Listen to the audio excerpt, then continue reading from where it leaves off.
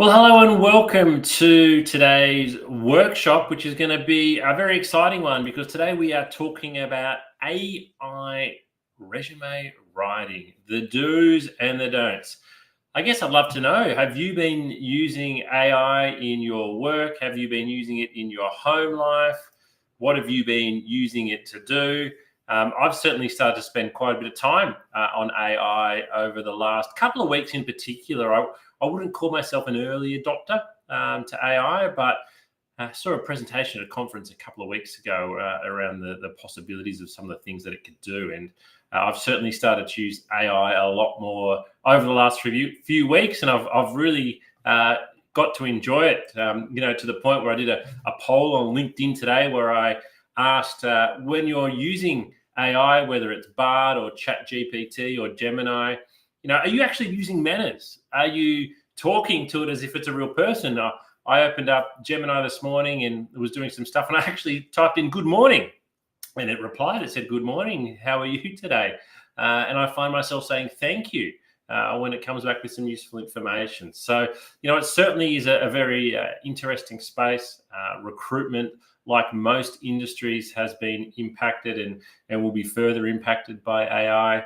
And you as a job seeker, you as a job seeker can certainly use AI to your advantage, but using it in the wrong way means you're going to be using it to your disadvantage. So that's what we're going to go through today. I'm going to share with you some of the do's and don'ts, particularly when it comes to resume and cover letter writing. So that's what we're going to be, going through today.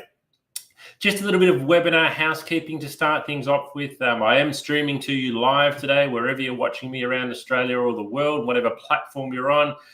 If I do drop off for any reason, if the internet drops out or we have a blackout, I'll rejoin as soon as I can. So if my screen goes black, don't leave.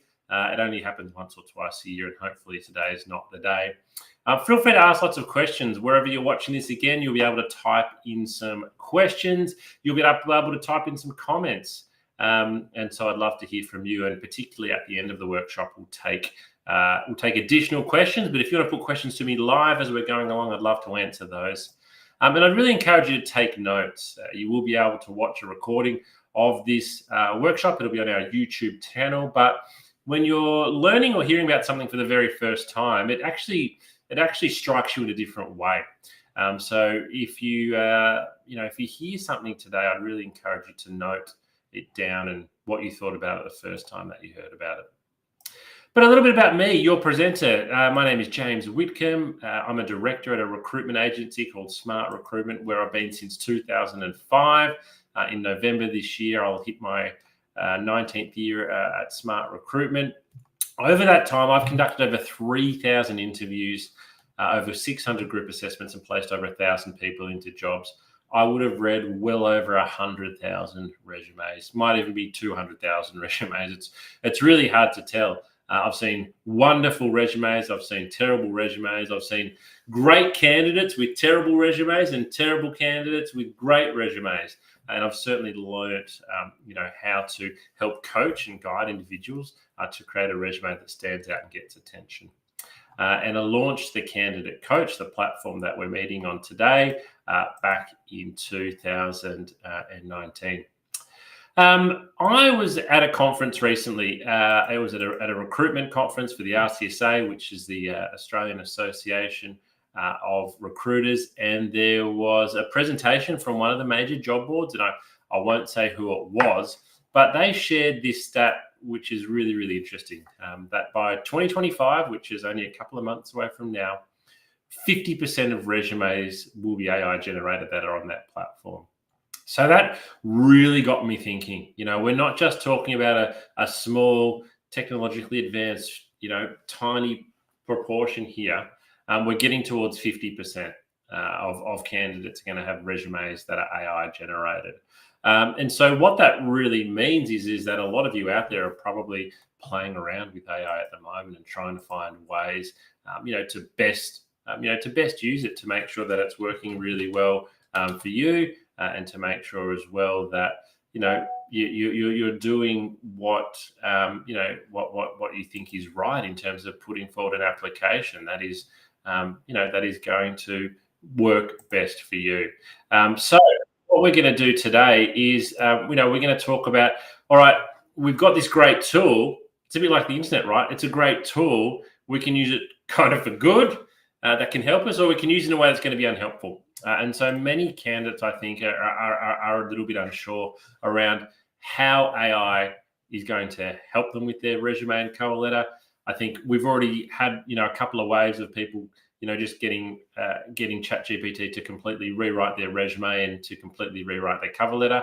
And in many ways, that hasn't been working because, while it might seem like a good idea at the time, it's not appropriate. It's not customizing applications yet in the way it should be, mostly because people aren't putting in many of the good prompts. So what we're going to do today is we're going to talk about resume basics, because we can't get to how you can use AI on your resume without first going through the resume basics. So I want to fairly quickly go through my normal resume coaching workshop. And then at the end of that, I'm going to tell you the 5 resume do's and the 5 resume don'ts for using AI. And I'm actually going to jump into Gemini, and I'm going to show you how you can use Gemini to better match your resume to a job ad, and how you can better write a cover letter using AI to match a description. So stick with me because we're going to be going through some of those basics first. But I'd like to start off with a question. I'd like to ask you a question. How long do you think a recruiter actually spends reading your resume? Now, you yourself will have spent a lot of time on your resume. It might be a document that you spent 10, 20 hours on over the last couple of weeks. It might be a document for many of you that you've been working on for years, and you continually update it and you make changes there. You find that job online that's really interesting. You submit your resume and you send it off. How long do you think somebody spends looking at the resume? Let's have a look and see what the answer is. 7 seconds. So eye tracking study shows that 7 seconds is the average amount of time that your resume is viewed. Now, I don't want you to think that every resume is viewed for 7 seconds. Don't get me wrong here. But what the article shows is it's at that 7 second point where the person reading your resume decides whether to keep going and go deeper into your resume, or literally move on to the next one. So you've got 7 seconds there really to make an impression. So that's something that I just want you not necessarily to keep at the back of your mind. You need to keep this at the front of your mind whenever you're designing your resume, because if it doesn't draw attention and get a good response in the first 7 seconds, then no one's going to read any further. So let's have a little bit more of a detailed look at what this article said. So recruiters spend, and I'm looking over here because this is my share screen. Second dot point, resumes that succeeded in capturing the recruiter's attention featured simple layouts. So I want to keep things simple with clear sections and heading titles. Resumes organized by the E or F pattern reading tendencies also did well. So the E or F pattern, I want you to imagine a whole sheet of paper and a really big capital E that takes up the whole page. So, or a really big capital F that takes up the whole page. What that means is all of the, the key points are coming off from one side. That's the E or F pattern. Especially when they utilize bold titles and bulleted accomplishments. So we want it well-spaced, well-organized, bold title, bulleted accomplishments, well-sectioned. Resumes that did not fare well were hindered by cluttered layouts, a lack of white space on the page. So we do want some white space, multiple columns and long sentences. A lack of section or job headers also turned off recruiters, as did text that didn't flow or draw the eye down the page. So there's quite a little bit, isn't there, really, in those couple of dot points there. So I want you to have a quick think and ask yourself, is that my resume? Is that how I've laid out my resume at the moment? Do we have bold headings and bulleted accomplishments? Is it simple and easy to read? Because when we go back to that 7 second rule that is actually happening, you need for that information to be able to jump off really quickly.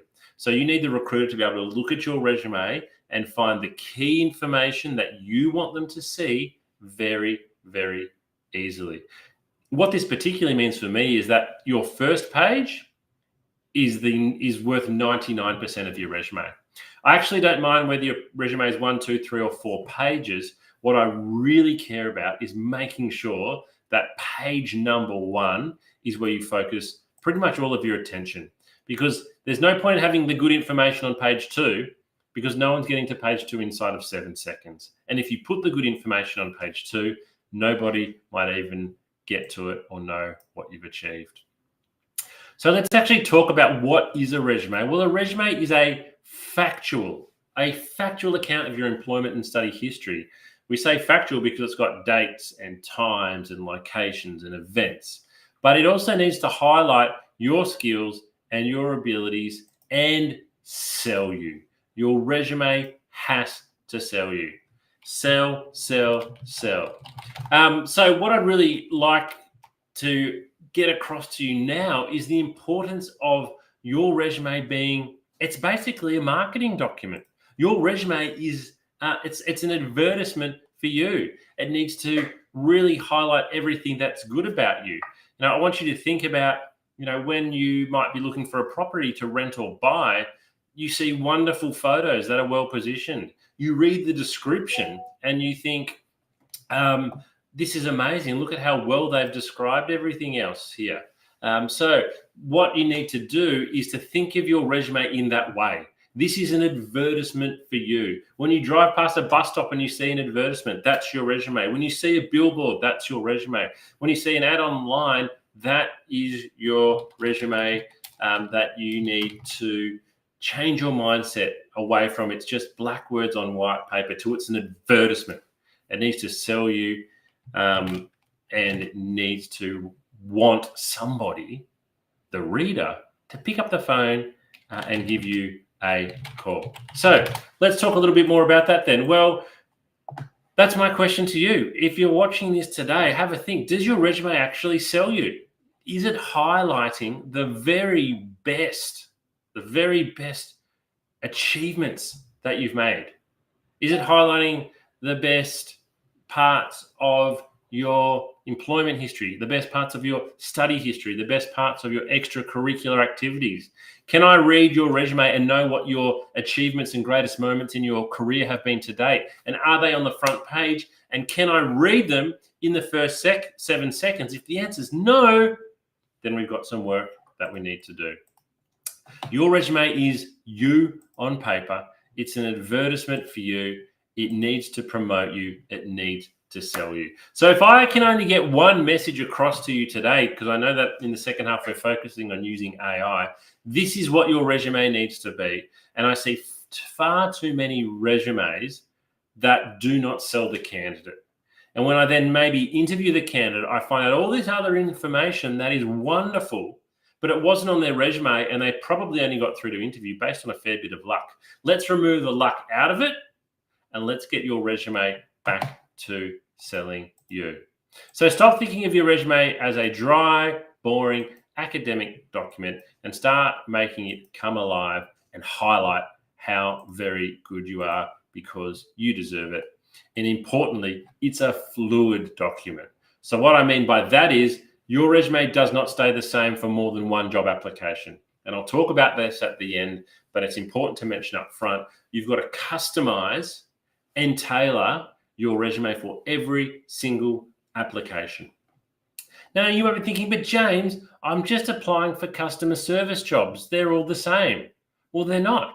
Every single one of those jobs is different in many ways. First of all, there's a different employer every time. Every job will have slightly different skill set. Every advertisement will actually highlight 2 or 3 things different to every other advertisement. So you need to tailor your resume for every application. And if you are sending out the same resume for multiple vacancies, then you are not doing it very well and you're not going to have a very good success rate and you're wasting your time. All right, so let's talk about the first step. So the first thing that we need to talk about is basic resume structure. So before we get into talking about how we can use AI to write our resume and some of these other fancy things, we need to have the basic structure right. We need to have the structure is kind of like the recipe. And if you don't have the recipe right, then it doesn't matter what we cook with, it's not going to taste very good. I'm not going to go into a huge amount of detail here, but as you can see here, I'm going to share with you a couple of images of basic resume structure. So what you can see here from this example resume, and a lot of it comes back to that initial article we read, that capital E or capital F pattern, lots of things coming off, the left-hand side there. So what I like about this resume is we've got the contact details up top. We've then got 3 bold headings. So quite easily, it's quite easy for me as the reader of the resume to read this resume. I can see it goes summary, education history. And then importantly, sort of towards the bottom here, and this is just a template, and you can use this template on our Candidate Coach platform, is we've got achievements on the first page down towards the bottom there. We need to get our achievements very front and center on the first page of our resume. So it's not overly complicated here. As I said, it's basic resume structure. Let's have a look at another one.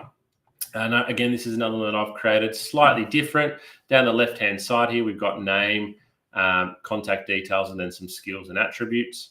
But again, as you'll see throughout the resume, we've broken it up with bold heading, with bulleted points, and with different sections, so it's easy to read.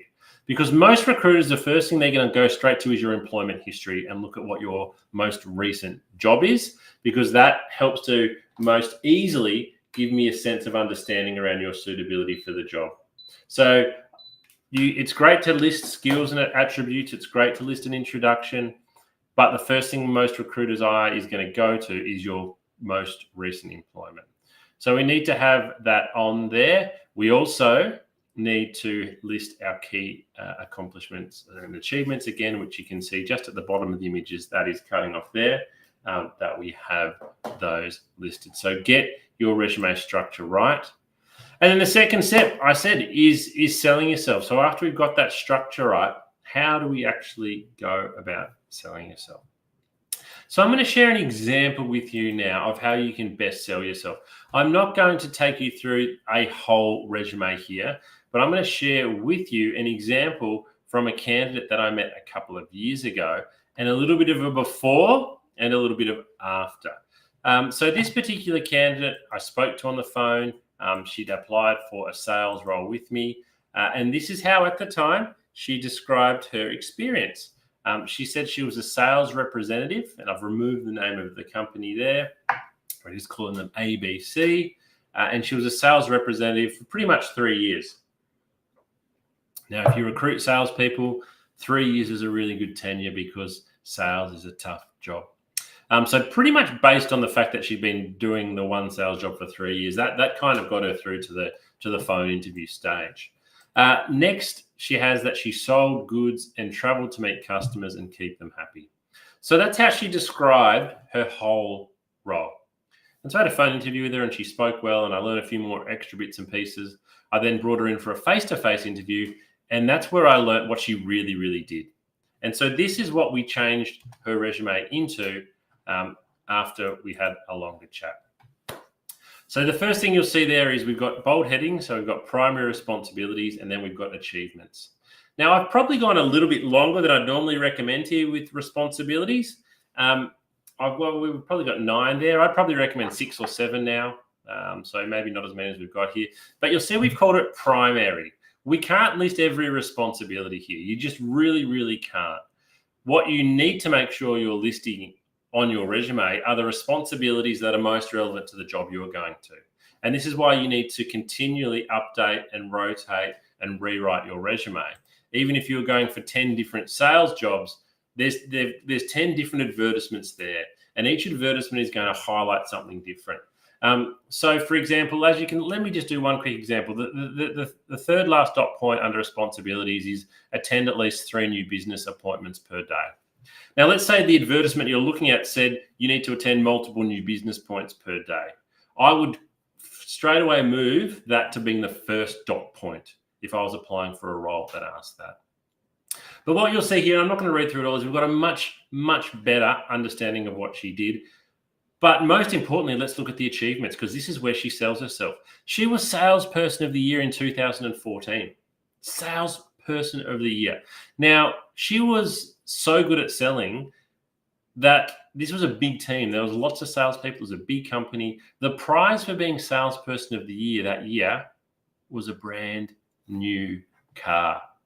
Can you believe it? She was given a brand new car because that was the prize for the top salesperson of the year in the company she was working in. It was amazing. I've not met someone before that or after that who received such a prize for being so good at their job. So on her previous resume, though, she didn't even have this mentioned. She has not salesperson of the year on her previous resume. So basically, if it doesn't say it on your resume, it never, ever happened. But through talking to her and helping her rewrite her resume, we've got that on there. And you can see the other achievements there. You can see the other achievements that we've got listed. I'd really encourage you with your achievements to use numbers and to quantify things wherever you can. I understand that's not always the case, but if you can, it certainly does help. So that's a really good way for you to think about, okay, how can I go out and make my resume, sell me a little bit more. If you're sitting there and you're kind of thinking, well, look, James, this is all well and good, but I haven't been salesperson of the year. I haven't even been employee of the month. I've got no recognitions in my current role. I'd encourage you to answer these questions to yourself. What are you doing in your job at the moment that you weren't doing when you first started? So have you been given extra responsibilities? Because you could list those as an achievement. Maybe you're now asked to help onboard and train new staff. That's an achievement. Maybe you've been given responsibility to lock up the store, for example, at the end of the day. That's an achievement. Start to think of those things. What are you doing now in your job that you weren't doing when you started? You can list those as an achievement. Because in many ways, it kind of doesn't matter what achievements you list, but by listing them, you are showing that you've done a good job and you are showing advancement. Now, one resume I saw listed as achievement, regularly asked to take extra shifts. I thought I really like that, because if someone was regularly asked to take extra shifts, it's because they're doing a good job and probably because they're being reliable. So have a think about what you can list as achievements on your resume and make sure you've got those on page 1. The third step to creating a great resume is to make sure it's visually appealing. So again, I don't necessarily say that black words on white paper are bad, but it's 2024 now. And so there's so many great opportunities for you to have a resume that's visually appealing. A couple of easy ways to do that is to go to your candidate coaching page, wherever you're watching this today. We have templates there that you can download, or visit Canva. Canva.com, you can get a free account there, and they literally have hundreds of resumes, graphically designed resumes, where you just take out the current details and you'll put your own details in and you can fill it out, and it looks really, really good. Probably the only thing to consider with some of them, particularly with Canva, is that you will then normally download that in a PDF format, and many jobs might ask you for a Word resume. So you then might need to go and find another tool that converts it from PDF to Word. But there's lots of cool tools out there that you can use to make your resume look good, look sexy. Fourth step, and our last step before we get into how we're going to use AI, is you've got to change your application for every resume. The candidates that I see that send out, have the lowest response rate are the ones that sadly have sent out 100 resumes in the last 2 weeks, but they've sent the same one resume to every single job. Instead of sending 100 resumes, I would encourage you to send 5 resumes. Spend the same amount of time tailoring your application to 5 jobs as to sending the same resume out to 100 jobs. And I guarantee you that overall, you will get a more quantitative and a more qualitative response by tailoring your resume. All right, so let's get into talking about AI then. So using AI to improve your resume and improve your cover letter. So you'll see here in particular, what I'm not saying is using AI to write your resume or using AI to create your resume. It's specifically the word improve, because I think AI can certainly help you with many of the individual or smaller aspects of your resume, but I certainly don't think that you can use AI to write your whole resume or write your whole cover letter. You might be doing that at the moment and you might be thinking, what's the harm?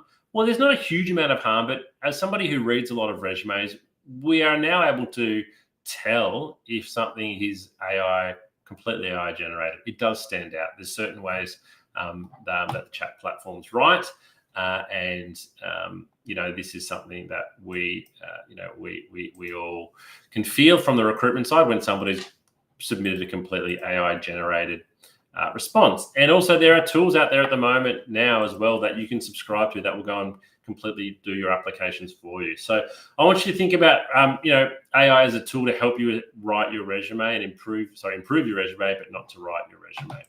So what we're going to talk about are the 5 do's and the 5 don'ts. So what are 5 things you shouldn't use AI for with your resume? And then what are 5 ways you can? And I'm going to jump into Google Gemini, and we're going to do a little bit of a live demonstration on a resume and a job application to show you how to improve it.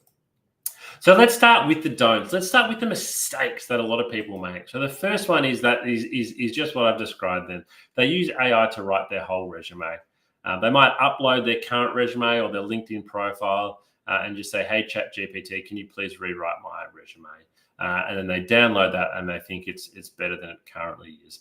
That's a huge no-no because it's not tailoring it. It's not your words. You need to know what's on your resume. You need to have a very good understanding of what's on your resume because you're going to be asked about it all the time.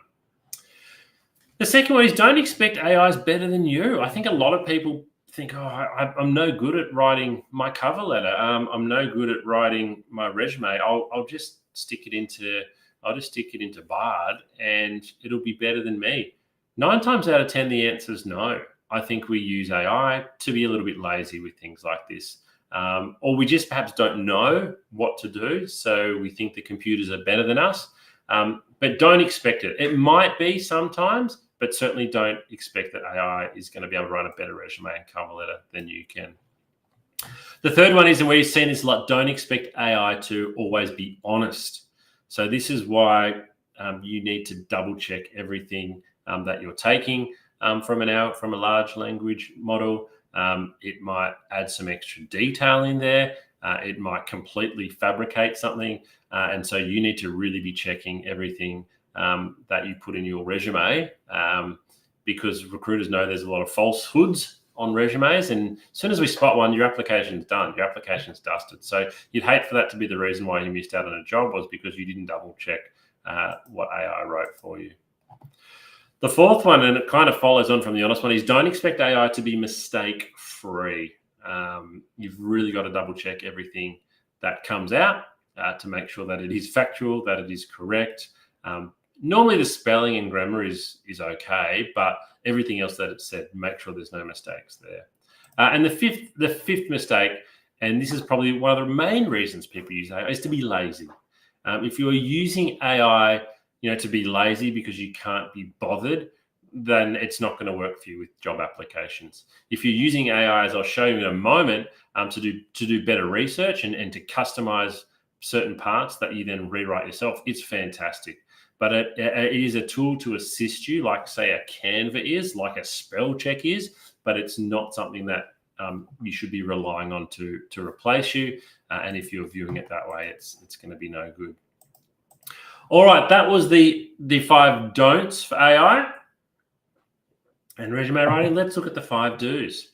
So the first one is, do use AI for initial guidance. So what do I mean for initial guidance? Well, we're going to jump out of my PowerPoint presentation now, and we are going to, as you'll see on my screen here now, I've logged into Gemini, and what I'm going to do in this demonstration is I'm going to ask Gemini, to give me some guidance on the suitability of my resume compared with an advertisement. So what I want to show you, and I've saved this one earlier, I've just got to find it now, is we're just going to jump onto Seek, and we are going to go, where do I find my saved jobs? Here we go. So there's a job on Seek at the moment. It is a store manager role, a retail store manager role for the Reject Shop in Waverley, which is in Melbourne.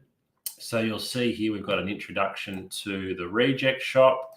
We've got an introduction to, a store manager role. We've got 6 or 7 dot points here on what your job is going to be. We've then got 4 dot points and a blurb on what you need to bring to the role, some information on what the Reject Shop is going to offer and the benefit. So we've got that there.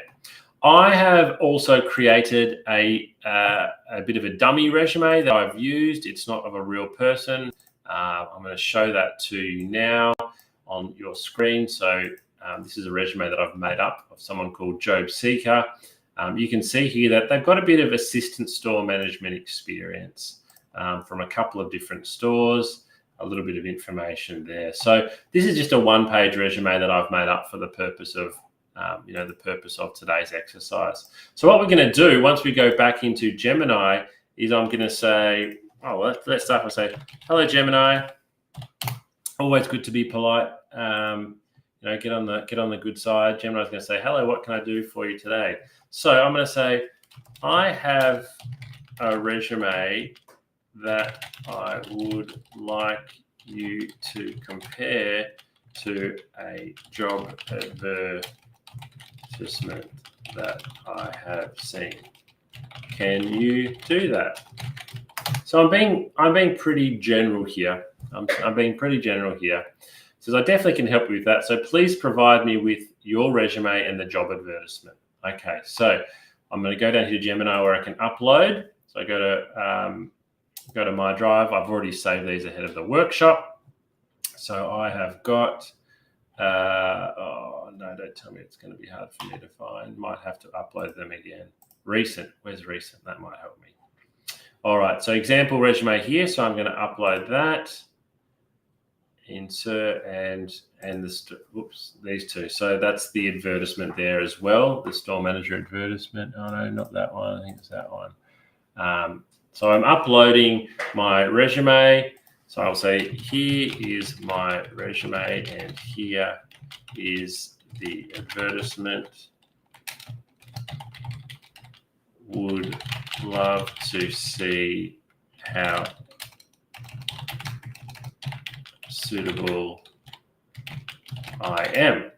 All right, so let's run that. That'll take a little bit of time. It scans through my resume. It scans through the advertisement here. And as you can see, it's giving me lots of feedback. So what I said before is we are going to use this as initial guidance here. So I just want you to keep that in mind, that what we're doing here is we're going for initial guidance. We are not asking it to rewrite our resume or anything like that. So let's have a look at it. So it says, okay, I've got both your resume and your advertisement. Let's break down your suitability for the store manager position at the Reject Shop. So it's looking at my strengths. It's talking about what my strengths are, my relevant experience, my leadership and teamwork. It's talking about areas to consider. So this is one that's in particular for you. It's kind of like, these are your weaknesses. So here it says, while you have many relevant skills, you might want to explicitly highlight some that are directly mentioned in the advertisement. For example, merchandising is a key skill listed in the job ad. So this is where it becomes really, really valuable, right? Because I haven't mentioned merchandising in my resume. Gemini has picked that up. They've picked up that merchandising is a key skill. It's not mentioned in my resume. That's great. We need to address that. Then quantifying achievements. Consider quantifiable results for your accomplishments. For example, instead of just saying increase efficiency, try increased efficiency by 15% through implementing new training protocols. So again, this is great advice. This is something that I really should consider. I haven't quantified what I've done there. Now, this one's really interesting. So it's suggesting that I might like to consider tailoring my language. So adjusting your language slightly to better match the tone and style of the Reject Shop advertisement. It's fun, a fun, energetic brand, so you could incorporate a bit more of that personality. And then it's finally recommending to research the Reject Shop's company culture and values to see if I align. It's given me, some bit of an overall feedback and then some next steps as well. So, and that's a bit of a reminder of what we've done there. So we've got some really great information there. Some really, really good tips for things that I can for some things that I can do. So I would then go back to my resume, and in particular, I would make sure that I am mentioning my experience in merchandising. I'm using some statistics here. I may be changing the language a little bit. And I need to go and check the Reject Shop's company culture and values. So I might even actually ask it, what are the Reject Shop's values? So let's ask Gemini that, and let's see what it comes back with. So it's having a think. And so, all right, you're right to think aligning your resume with Reject Shop's values. Unfortunately, they don't publicly list their values. However, based on their marketing and job descriptions, we can infer some of the following. So again, we're using it now to ask follow-up questions, and we're getting some more information. So that's a really good starter for the way that we should use it. So we use it. What we're talking about now is initial guidance, and we're using it for follow-up questions. So whatever ChatGPT or Gemini recommends there, we can get further prompt. AI, let's use AI for job and company research. So this is a really important one because, again, we want to tailor our resume and particularly our cover letter. We want to tailor our cover letter to be really, really specific to the advertisement. So let's jump back in and let's ask it a question. What is some good information I should include in my cover letter to show the Reject Shop I have done a lot of research? So let's ask that question, because we don't want to just include on our cover letter research that's really easy to find. The harder to find research is where there is a lot of value. All right, so you're right on track. Showing you've done research is crucial for making a strong impression. Here's some good information to include. Align with brand personality, showcase specific relevant skills, connect your experience. So it's being a little bit vague here. I'm just going to ask it, can you be a bit more specific? I would like to quote something that has happened or forecast to happen to the Reject Shop that is specific. So that's been a bit vague in general what it's given me. So I'm going to ask it to be a little bit more specific here. So maybe it's like something about their future growth plans or opening stores or something along those lines. Okay, so you're right. Quoting something specific is a great way to show you're dug into their needs. Growth and expansion. So here's some ideas. Recent store openings. I was particularly impressed with the Reject Shop's recent expansion plans, including the opening of a new store in the location. So this is where we need to be careful, though, and this is where I came back to the don'ts. Don't expect AI always to be honest and accurate. So that's a bit of a throwaway line. We need to make sure that's good. So I might even continue to ask it here. How many stores have the Reject Shop opened in Victoria in the last 2 years? So we're going down a bit of a rabbit hole here, but what we want to find is if we can include a line here. For example, I'm really impressed to learn that the Reject Shop has opened 6 new stores in metropolitan Melbourne. There we go. I don't have access to that information. Go to, it's giving us some information. Their investor relations section. So we might even do that. This is how we can get right down the rabbit hole. The Reject Shop's website, we're going to Google that, investor relations, financial report. We can download a financial report if we want. Let's download that. 10 meg. No, I'm going to download it to my desktop. Call it Reject. Okay, Shop annual report. So we download that, and so what I can then do is I can then upload that back. So I can then go, okay, I've downloaded the Reject Shop's annual report. I'm now going to upload it into Gemini, And I might say I'm going to say from the annual report, find me 2 stats that I can include in my cover. All right.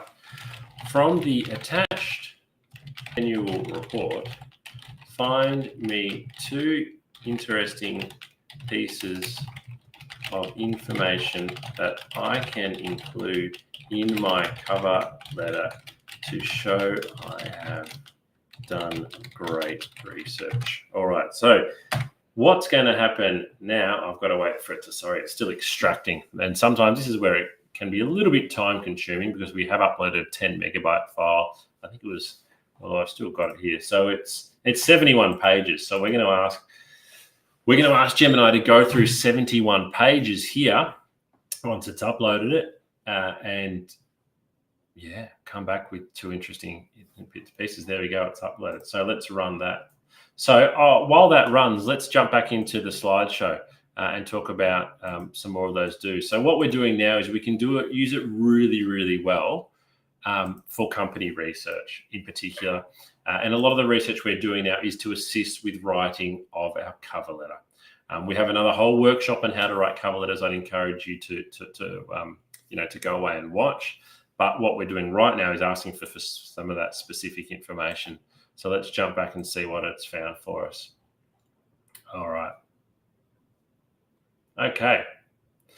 Here are 2 interesting pieces of information you could use: growth and expansion. All right. So it's actually given us a direct quote here, which we can use.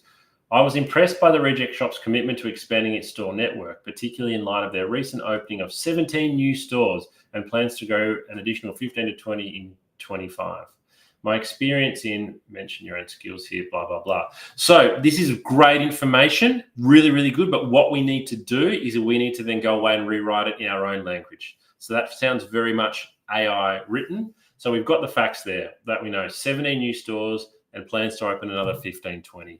Take that out, put it into your cover letter and rewrite it yourself. So we're getting some really good information here.